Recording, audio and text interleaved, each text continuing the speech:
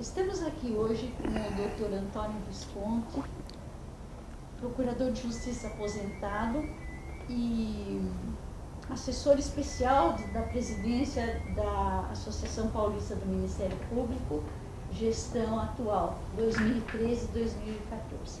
Estamos aqui dando prosseguimento ao nosso projeto, implementando o nosso projeto de memórias dos aposentados. E o senhor, um ilustre procurador de justiça, que tanto honrou e honra a carreira, não poderia deixar de estar aqui para contar para nós como foi a sua vida funcional. Eu morava em Sorocaba, atrás do fórum, na Praça Frei Baraúna. E já desde menino ouvia falar no júri. O primeiro de que eu tenho notícia, meus pais vieram comentando, repercutiu muito, porque era um júri de aborto. E a REC era uma famosa parteira, Gigina Bevilacqua, ela foi condenada nesse julgamento. Foi acusada pelo doutor Hélio Bicudo. Recentemente até ele recebeu uma homenagem aqui, me contou alguns detalhes do processo. A defesa alegava que havia uma impossibilidade de que fosse praticado o abortamento como vinha narrado no processo. Aí ele foi à faculdade de medicina e lá soube que bastava dilatar o útero e depois fazer a manobra abortiva, e com isso ele ganhou o júri de 7-0. Bom, lá para frente eu fui assistir a um primeiro júri, promotor o Dr. Flávio Moraes de Queiroz Júnior, substituto naquela altura. Depois foi do conselho, foi banca de concurso. E o outro júri a que eu fui assistir, o promotor era o Dr. Tolstói de Carvalho e Melo. O juiz percebeu que eu não tinha 18 anos, mandou o oficial de justiça baiano me retirar lá da assistência. Mas, com isso, eu já vim estudar direito, objetivando ingressar no Ministério Público. E quando eu estava na faculdade ainda, terminando já o primeiro ano, eu fui procurado pelo Fábio Conder Comparato, que ele integrava uma conferência vicentina de estudantes de direito.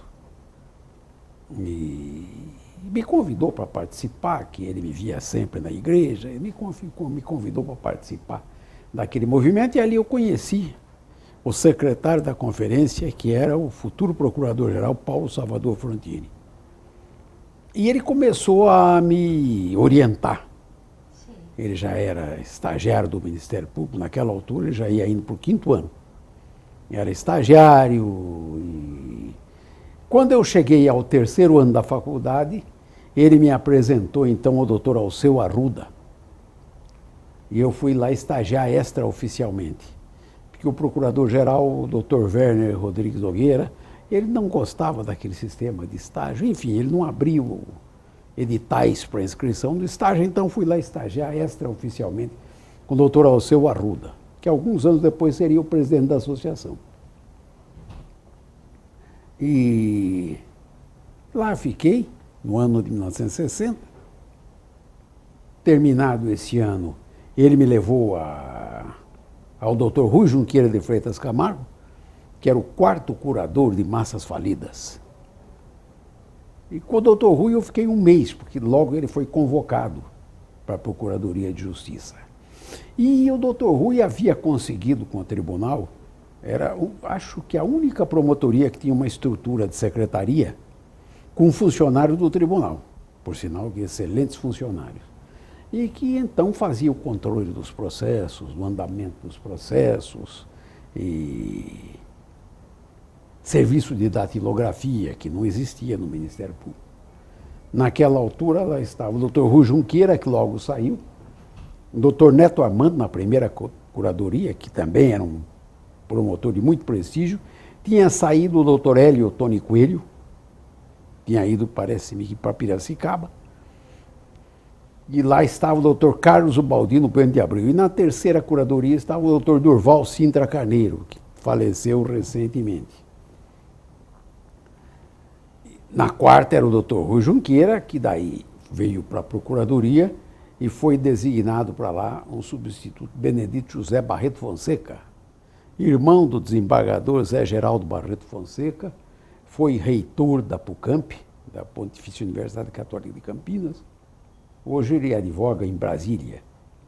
Depois foi promotor em Campinas. Eu fui, então, estagiário a maior parte do tempo com ele. No final do ano ele foi promovido, foi para alguma outra atividade. Aí veio o Cássio Mônaco, acho que é vivo ainda, mora aqui na região de Limeira. E, finalmente, o doutor Roberto Guerra de Andrade, com quem eu fiquei pouco tempo, porque daí eu saí daquela curadoria, terminando o 4º ano. Eu já me preparava para o concurso, já orientado pelo Paulo Frontini, me levou até o Zé Roberto Franco Fonseca, tinha sido o primeiro classificado do concurso de 1958, e ele que me deu as indicações bibliográficas. Sim. Em direito penal, quem me mostrou o caminho foi o Vavo Comparato. Naquela altura já se comentava que o livro do Basileu Garcia estava superado. Isso era a voz corrente. E ele disse, não, isso é bobagem. Esse é um grande livro. Você pega ali do artigo 11 ao artigo 27, naquela altura, hoje acho que é do 14 ao 29, e é desde a causalidade até a coautoria. Ali está a teoria geral do crime. Você dá uma lida na parte geral, depois você firma bem esta parte, nesse artigo. E daí você faz o que você quiser, pega o outro, Nelson Gria, Aníbal Bruno, Frederico Marques, etc. E assim eu fiz. E como eu gostava muito de direito penal, eu li, eu já tinha lido, era aluno do Basileu Garcia, mas já tinha lido o primeiro volume da obra dele. E isto dá uma vantagem enorme durante as aulas, porque daí a gente já vai tendo um conhecimento elementar ali da questão. Bom, o certo é que, porém, no quinto ano, houve um concurso para direito romano e eram candidatos, o filho do titular que havia se aposentado, filho do professor Alexandre Correia, chamava-se Alexandre Augusto de Castro Correia. Foi meu professor. Concorreu com o futuro ministro Moreira Alves, José Carlos Moreira Alves. Eu não entendia, não fui ver as provas, mas era a voz corrente que o Moreira Alves foi muito melhor. No entanto, foi dada vitória ao Alexandre Correia e isso provocou uma greve. E a greve foi se estendendo. A certa altura começou a afetar os que estavam no quinto ano, porque os demais depois faziam uma recuperação e qualquer coisa. Mas os do quinto ano começaram a se movimentar para pôr fim à greve. E eu fazia parte lá dos que queriam manter a greve. Eu, Roque Komatsu, Herberto Magalhães da Silveira Júnior, o Renan Teixeira da Cunha, o Moacir Servilha Duarte, que é cunhado do Herberto. E aí,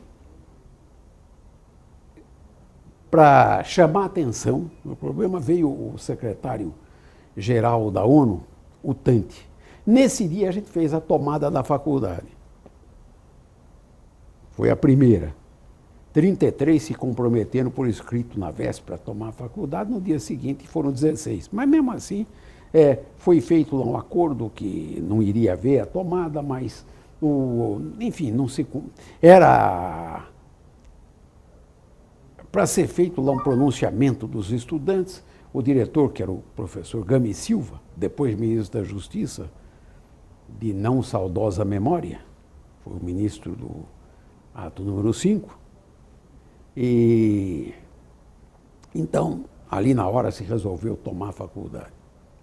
E com isso, mais adiante, o presidente do tribunal assumiu o governo do Estado, o desembargador Joaquim de Silo Sintra, porque o governador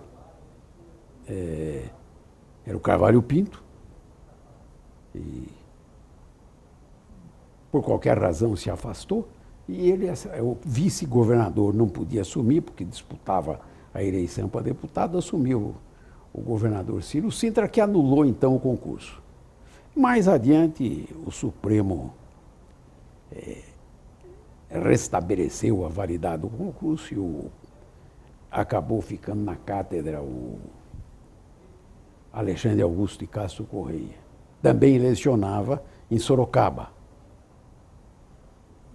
Bom, com isto, com essa greve, eu perdi muitas aulas e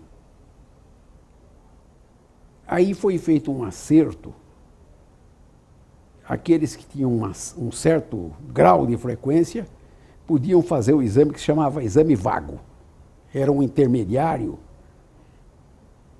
Um exame intermediário. É uma espécie de segunda época, em novembro, para quem tinha uma determinada média. Os que tinham frequência fariam esse exame. E os que não tinham iriam diretamente para a segunda época. Eu não tinha em direito internacional e direito administrativo. Com isso, eu tive de ir para a segunda época. A inscrição se encerrou e não permitiram, do Ministério Público, se encerrou em janeiro. A minha inscrição não foi admitida.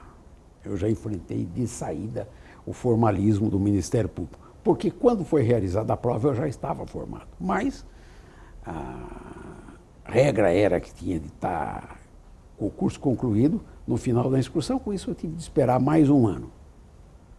E eu fiquei um ano me preparando para o concurso. O Antonini, que era da minha turma, entrou naquele concurso em 63. Aí eu fui fazer a prova em 64. E